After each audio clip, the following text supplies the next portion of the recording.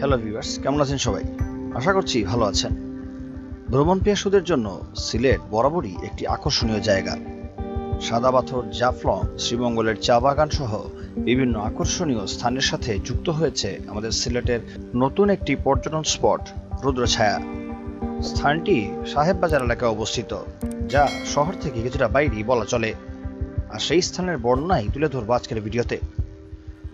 রুদ্রছায়ায় যেতে হলে সিলেট শহরের আম্বরখানা থেকে সিএনজি অটোরিকশা নিয়ে যেতে হবে।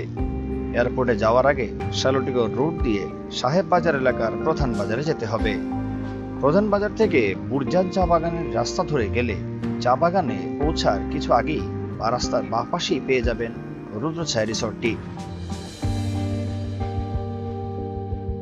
হ্যালো ভিউয়ার্স, কেমন আছেন সবাই? তো এতক্ষণ দেখলেন রুদ্রছায়াতে আসার পরটা দেখলেন কিভাবে আসতে হবে, সেটাও আমি ভিডিওতে বললাম। এখন আমি রুদ্রছায়া ঢুকবো। আর এখানে যতটুকু আমি জানি টিকিট 50 টাকা। আর হ্যাঁ, চলুন দেখি ভিতরে কি কি আছে। যদিও এটা অনেক আগে ভিডিও অনেকে করে ফেলেছেন, কিন্তু আমার মনে হয় যে আজকের ভিডিওটা যারা জানেন না এটা সম্পর্কে অনেকে হেল্প করবে। চলুন ঢোকা যাক এবং জায়গাটা সম্পর্কে ভালো করে দেখা যাক। তাহলে ভিউয়ার্স, অ্যাকচুয়ালি আমরা আসছি ঈদের ছুটিতে, ঠিক আছে? তো ঈদের ছুটিতে আসার কারণে এখানে যেটা হয়েছে সেটা হলো অলরেডি মানুষজন আছে, মানে এনজয় করতে আসছে, এটা হলো কথা। ছুটি তো মানুষ ইউজুয়ালি পায় না, যখন পায় তখন এরকম জায়গাগুলো একটু বেশি কর্মব্যস্ত হয়ে যায়। যারা এখানে থাকেন তাদের অবস্থা খারাপ হয়ে যায় আর কি, সোজা কথা যেটা। তো এখানে খারাপ না, একটা ন্যাচারাল ফ্লেভার আছে যেটা সবাই এসে এনজয় করতে পারেন, এটা হচ্ছে কথা। আর এই দেখেন এখানে যেটা দিয়ে প্রায় অনেকে ফেসবুকে পোস্ট করেন যে রুদ্রছায়া লেখা, আপাতত খুব কর্দমাক্ত অবস্থা। এই যে এইখানে রুদ্রছায়া যে লেখাটা আছে, আমি প্রথম এই যে জায়গাটা আমি পোস্ট দেখেছিলাম, ঠিক আছে? তো এই হচ্ছে যে রুদ্রছায়া লেখা যেটা উপরে দেখতে পাচ্ছেন আপনারা। তো এরপরে আছে হচ্ছে উপরে উঠার পালা। এই দেখেন এই যে সিঁড়ি আছে, এই সিঁড়ি দিয়ে উপরে উঠে যেতে হবে। ওঠার পরে মেইন সিনারিও, চলুন দেখি। এই যে দেখেন আসলে এখানে ইয়ে আছে, কি বলে, মোটর বাইক রাখার জন্য এখানে জায়গা আছে। আমি অবশ্য একটু মানে ওইদিকে রেখে আসছি, গেটের ধারে কাছে রেখে আসছি, এখানে আনি নেই। এখানে মোটর বাইক রাখার জায়গা আছে, so no problem for bikers. আর এই তো একটা টিলার মতো জায়গা, একটু সাজানো গোছানো। যারা টুকটাক হাইকিং পছন্দ করেন তারা হেঁটে হেঁটে উঠবেন, আই হোপ সো, খারাপ লাগবে না, ভালোই লাগবে। তাহলে ভিউয়ার্স, আসলে কথা হইলো, দেখেন এই মাত্র আমি উপরের দিকে উঠলাম।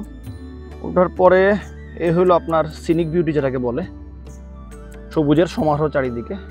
এই যে জায়গাটা খুব যে বড় তা বলবো না, কিন্তু খুব যে ছোট তাও না, এটা হচ্ছে কথা। এখানে আবার এটা এরকম না যে আপনি মাঝখান থেকে ঘুরে দেখবেন, কিছুটা লম্বি জায়গা। এখানেও ছোট ছোট বসার জায়গা আছে, ডিফারেন্ট ফ্লেভার।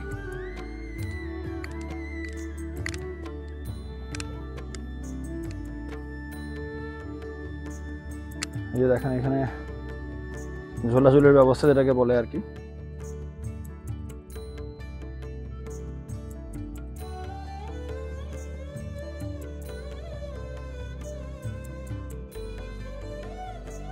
এখানে একটা কুড়ে ঘর সেট করে রাখা হয়েছে, মানে লেখা হয়েছে প দিয়ে পড়ো। এগুলো আসলে ডিফারেন্ট মেসেজ দেওয়ার চেষ্টা মাত্র, আর কিছু না। জায়গাটি খুব একটা বড় নয়, উপর থেকে দেখলে মনে হতে পারে একটু লম্বাভাবে বাঁকা বাঁকা পাহাড়ের মধ্য দিয়ে জায়গাটি সাজানো হয়েছে। এই কারণেই এর নাম হয়েছে সিলেটের সাজেক। উচ্চতা এবং আকারের দিক থেকে জায়গাটি অনেক ছোট, বিধায় প্রাকৃতিক হওয়া সত্ত্বেও কিছুটা গরম অনুভূত হয় এখানে। ঈদ সহ বিভিন্ন সময়ে এখানে প্রচুর পর্যটক বেড়াতে আসেন। আমরা যখন এসেছি তখনও যথেষ্ট পর্যটক ছিলেন। জনপ্রতি 70 টাকা করে টিকিট কেটে ঢুকেছি। খারাপ লাগেনি যদিও। পাহাড়ের বুকে সিমেন্টের ব্লকে বানানো সিঁড়ি বেয়ে উপরে উঠে লম্বা পথে হাঁটতে ভালোই লেগেছে। বিভিন্ন জায়গায় সুন্দর ডেকোরেশনের মাধ্যমে সৌন্দর্য বাড়ানোর চেষ্টা করা হয়েছে। যারা ঘুরতে বেরিয়ে ছবি উঠতে চান তাদের জন্য এটি একটি আদর্শ জায়গা বলা বাহুল্য। তাহলে ভিউয়ার্স, আসলে দেখাইলাম আপনাদেরকে এতক্ষণ রুদ্রছায়া। তো প্রথমত বলি, এটা প্রথম ব্লগ না, এরকম অনেক ব্লগ আছে অলরেডি রুদ্রছায়ার এই সম্পর্কে, হয়তো অনেক আগে অনেক হাজার ভিউ হয়ে গেছে, কিন্তু আসলে আমার আশা হয় নাই। এতদিন পরে আমি আসলাম, এই জন্য শেয়ার করলাম। আর অলরেডি আমি আপনাদেরকে এটা শেয়ার করেছি কিভাবে আসতে হবে, কোন রাস্তা ধরে আসতে হবে। আশা করি যারা আসেন না তাদের জন্য অনেক হেল্প হবে। আর এইখানে জায়গাটা এত বড় না, জায়গাটা মোটামুটি ছোটই বলতে হবে। এর মধ্যে মোটামুটি আপনারা আপনাদের পরিবার পরিজন নিয়ে ভালো একটা সময় কাটাবেন, এটা গ্যারান্টি থাকতে পারেন। প্লাস ছবি টবি তুলতে পারবেন। কাপলস ফটো তোলার জন্য ডিএসএলআর এর কিছু ভাই ব্রাদার আছে, ওরা কাজগুলা করে, ফটো তুলে দেয়।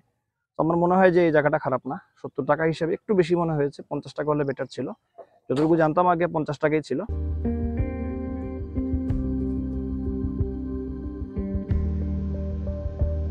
পরিবার নিয়ে যারা ঘুরতে চান তারা অবশ্যই এখানে আসতে পারেন, ভালো লাগবে বলে আশা করি। সবাই ভালো থাকুন, ধন্যবাদ সবাইকে।